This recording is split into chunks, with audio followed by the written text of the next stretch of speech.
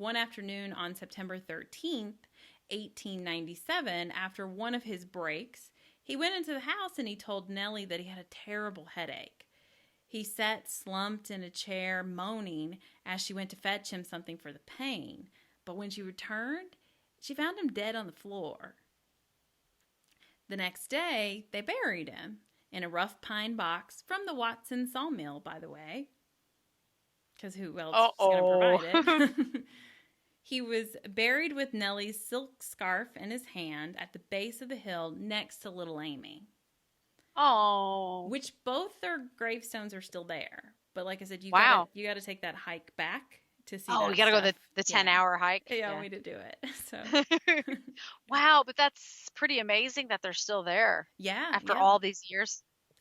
Well, so the thing is that after this all happened, Nellie, she couldn't manage living out there by herself. So she packed up the family. They had 2 remaining children, and they moved to Cedar City. But she promised that she would return in this spring to retrieve the remains of her loved ones and move them to a burial spot near their new home in Cedar City.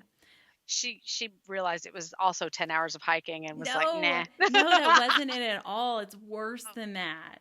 She came back the next spring so that she can collect them, but they open up Hog Allen's casket first, and Nellie lets out a huge scream as the body of Hog Allen was a terrible sight.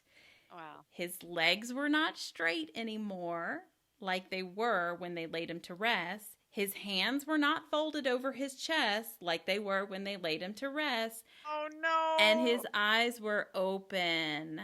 And so the man had a stroke or a seizure or something like that. And they were just like, well, he's dead. Oh, no. You hear about this all the time. Well, like from back in the day. Right. Because they didn't have any way of really confirming that you were dead if you had like some like pass out. So they were so quick to bury old Hog Allen. Poor man. He was 55 and she was 28, so I don't know if that played a role in it. Or she's like, bury him quick. I don't want to see him anymore. Get rid of him. She's 28 years old. Yeah, but I mean, I think it was typical for men to establish themselves before they found a wife, and they're not going to find an old wife. They gotta. I mean, they find a young one that could produce children, easily. I would assume it's not even about just being after young things. It was about procreation.